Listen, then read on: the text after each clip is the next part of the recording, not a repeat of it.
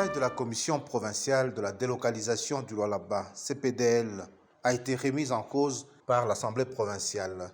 Votre commentaire en tant que membre de la commission et représentant de la population? L'intervention de l'Assemblée provinciale porte sur les 26 dernières maisons délocalisées à la cité Gécamine.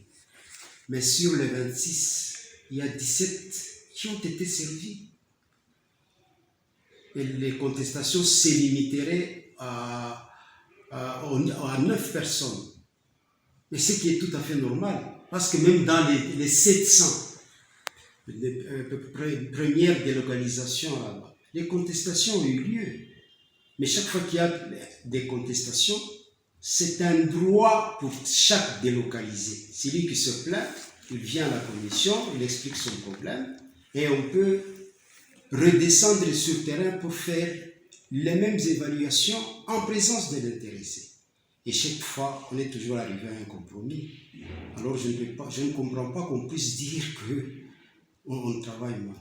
Les arguments que l'Assemblée avait avancés jusque-là, nous, on ne les trouve pas fondés.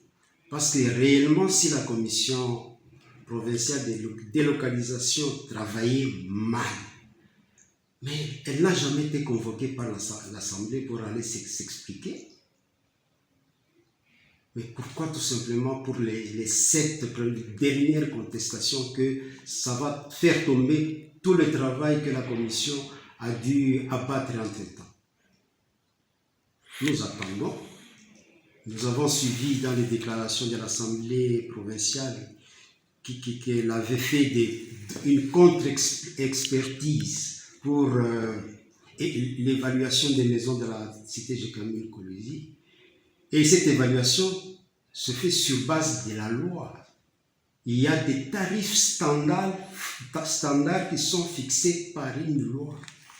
Alors, si cette loi a déjà été révisée et que nous, on ignorait ça, c'est pourquoi nous avons demandé à ce que l'Assemblée puisse mettre la loi rectifiée à la disposition de la Commission. Alors, pour les délocalisations qui vont suivre, nous pouvons expliquer et exploiter les documents qui seraient déjà en possession de l'Assemblée provinciale.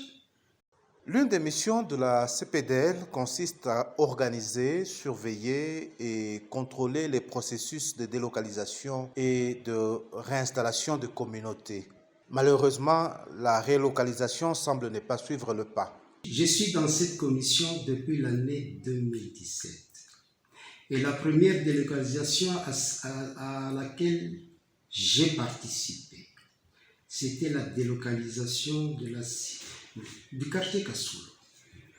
Et pendant cette délocalisation qui a été faite par le gouvernement provincial, qu'est-ce qu'on avait proposé aux habitants de Kassoulou?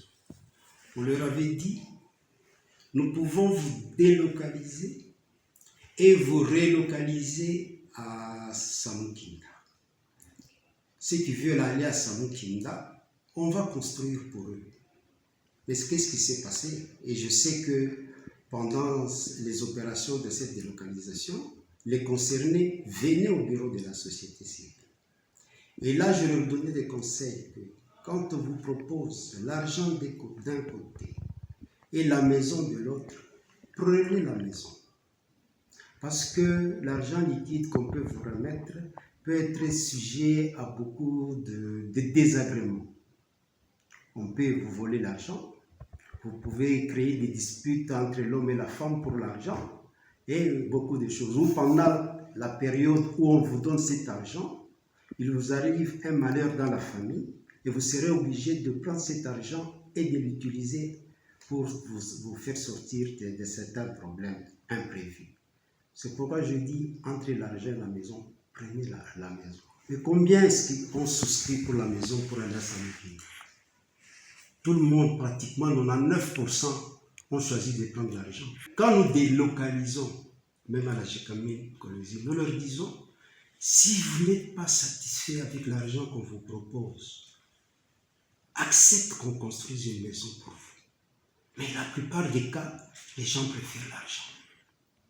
Alors quand on vous donne de l'argent, c'est fini, c'est-à-dire entre l'entreprise et vous le délocalisez, Le contrat est déjà conclu, est terminé. Et c'est pourquoi même les gens, nos citoyens que nous accompagnons, préfèrent prendre l'argent que la maison. Cette attitude... Mais alors que la loi dit qu'il faut être relocalisé. Effectivement. Mais eux proposent, disent non. Et moi, je vais même plus loin. Je dis, même si vous avez déjà 6 maisons en propre, celle qu'on va vous proposer sera la 7e. Prenez-la, vous pouvez la vendre, la revendre après. Mais les gens n'accèdent pas à ce conseil. Cette attitude n'est-elle pas justifiée par la mésaventure des délocalisés de Kasulu vers Samukinda, un milieu sans eau potable, ni électricité et autres infrastructures de base? Qu'est-ce que j'avais dit aux gens de Kasulu?